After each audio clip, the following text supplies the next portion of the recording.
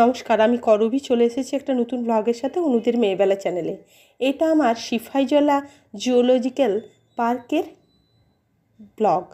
চলুন দেখা যাক আমরা ত্রিপুরায় এই জুওলজিক্যাল পার্কটা কেমন ঘুরেছিলাম। এখানে মেন গেট, এখানে টিকিট কেটে আমরা ভিতরে প্রবেশ করবার অনুমতি পেলাম।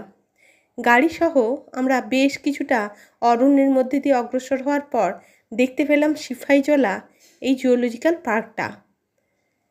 গেটে ঢুকতে না ঢুকতেই প্রথমেই আমরা যেটা দৃশ্যমান করলাম সেটা হলো সুন্দরবনে গিয়ে কুমিরকে সানগ্লাস দিয়েছিল, তাই এখানে হনুমানকে আর ব্যাগ দিতে রাজি নয়। আমাদের মতোই কিছু ট্যুরিস্ট এখানে প্রবেশ করতে যাচ্ছিল, আর ঠিক সেই সময়ে একজন আর পার্স হনুমান কেড়ে নিয়ে গাছের মধ্যে উঠে গেল।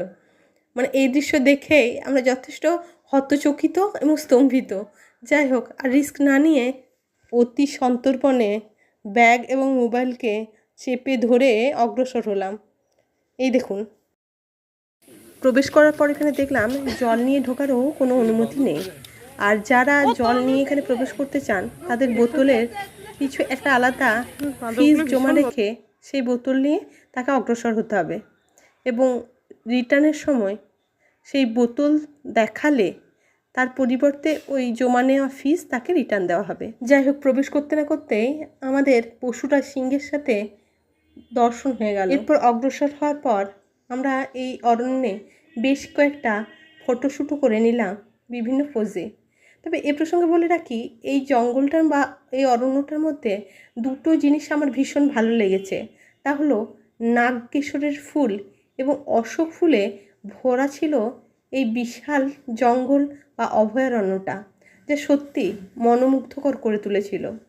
এমনিতে আমি ফুল ভালোবাসি, তার উপর আবার এমন সুন্দর রঙিন ফুলের সমারোহ সেখানে তো চোখ জুড়াবে। অপেক্ষা না করে বেশ কিছু ফটোশ্যুট করে নিয়েছিলাম প্রত্যেককে। আরও বেশ কিছুটা অগ্রসর হওয়ার পর আমাদের দেখা মিলল বিয়ার অর্থাৎ ভালুকের সাথে। ও দেখো ও খেয়ে দে ঘুমাচ্ছে তিনটে। এই মুহূর্তটা চলুন সবার মধ্যে শেয়ার করি। আবার নাম ধরে ডাকলে একটা একটা করে বেরিয়ে আসে। হ্যাঁ, পরে ডাকি ডাকলি লজ্জাবতী বাদক। এরপর আমরা আরও বেশ কিছুটা রাস্তা অগ্রসর হলাম। এদিকে চারিদিকের পরিবেশটা দেখুন, সুন্দর সবুজে ঘেরা এবং মাঝখানে সুন্দর রাস্তা চলে গেছে এঁকে বেঁকে। সুন্দর প্রত্যেকটি জায়গায় একটা করে টার্নিং এবং